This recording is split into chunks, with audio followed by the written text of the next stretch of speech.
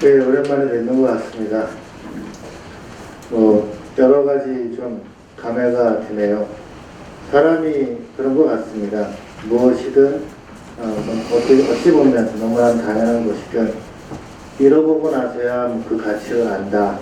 그러한 것이 요즘들 저한테 많이 오더라고요.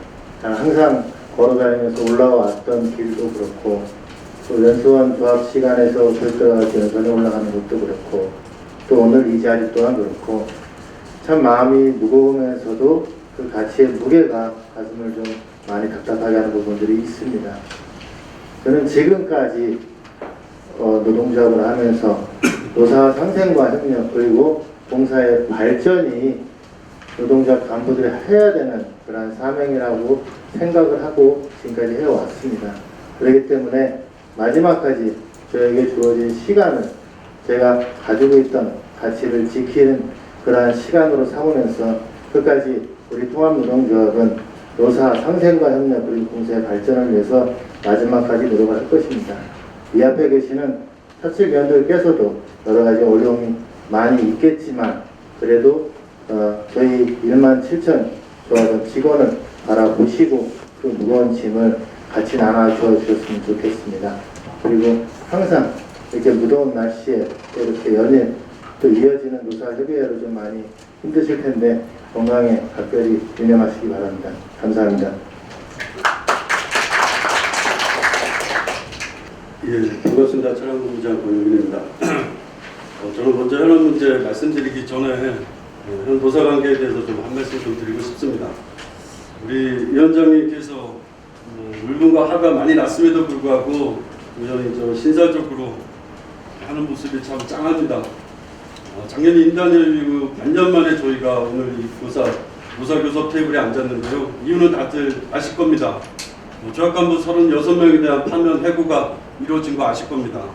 중간에 또 강등되었던 징계가도 대표님의 지시사항으로 또 원복이 되는 초유의 사건도 발생을 했고요. 그래서 저희 조합도 위원장님 포함해서 10여 명의 조합간부가 해고자가 발생을 했습니다. 지금 진의 부당해고 구제 신청하고 있습니다.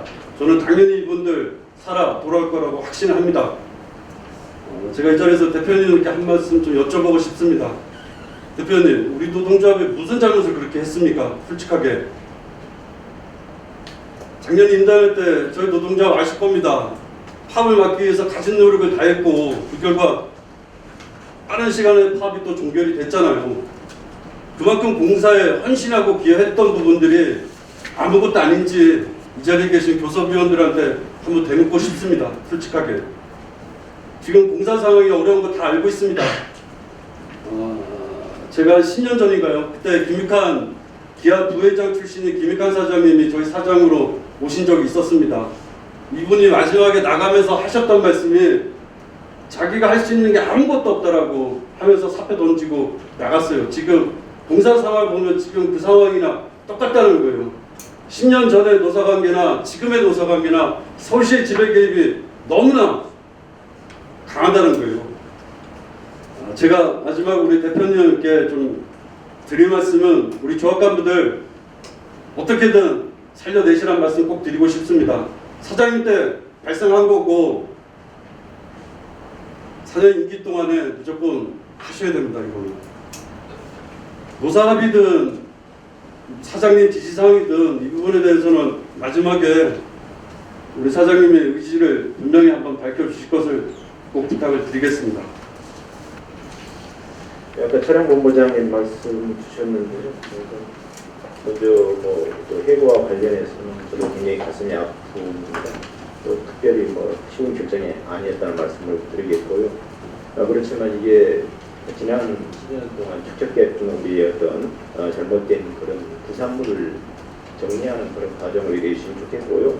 이게 특정 단체나 특정인을 타겟으로 할 그런 시작된 건 결코 아닙니다. 아시지만 이게 시작된 배경이 작년에 서울시 감사위원회에서 감사를 통해서 교통공사에 조치를 요구해서 교통공사가 서울시가 교통공사의 지도 감독권을 가지고 있기 때문에 거기에 따르지 않을 수 없는 상황이었기 때문에 진행됐던 부분이고요.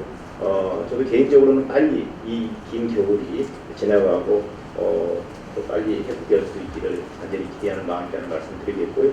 두 번째는 예비율 부분에 대해서 자꾸 오해가 있으신 것 같은데요. 뭐 특정 구조조정, 인력 감축 이걸 전제해서 결코 진행하지는 않습니다. 왜 제가 이 말씀을 드리냐면은 예비율에 대한 우리 교통공사가 반드시 짚고 넘어가야 될 부분이 지금이라고 저는 생각하거든요. 우리가 개통 처음에 지하철을 1974년 8월 15일 이후부터 계속해서 떨어왔지만은 그때는 열차를 운행해보지 않은 상태에서 승객이 얼마나 탈지 수요가 얼마일지 모르는 상태에서 차량을 구별을 했고 차량에 맞춘 예비율을 가져왔습니다. 다시 말하면 운행 경험이 없는 계획상에 의한 차량 확보였는데 이제는 저희가 한 30여 년에서 길게는 50여 년, 30여 년 운행을 해서 경험이 됐고 두 번째는 이 시기에 차량 교체하려고 하는 시기다 보니까 이제는 그동안 축적된 경험을 바탕으로 해서 정확하게 차량 운영 수요라든가 수치를 가지고 있는 상황이기 때문에 거기에 맞춰서 다시 재산정을 해야 될 시기예요. 언제까지 개통 당시에 그 계획을 가지고서 차량 운행할 수는 없는 부분이거든요. 그래서 지금 이 영역이 시작된 부분이고요. 물론 그에 따른 결과적으로 어떤 변화가 있을지는 이유도 있을 겁니다만은 꼭 어떤 목적을 가지고 하는 게 아니라는 말씀 분명히 드리기 때문에 거기에 대해서는 오해가 없고 저희가 지금 이 부분을 하지 않으면은 앞으로 저희가 현재 지금 교체하는 차량이 또 이 20년, 25년 주기 이후에 가서야 그때서야 다시 또 이 문제를 직면해야 될 부분이라는 말씀을 드려요. 그래서 그런 취지에서 이 사업이 진행되었다는 걸 좀 이해해 주셨으면 고맙겠습니다.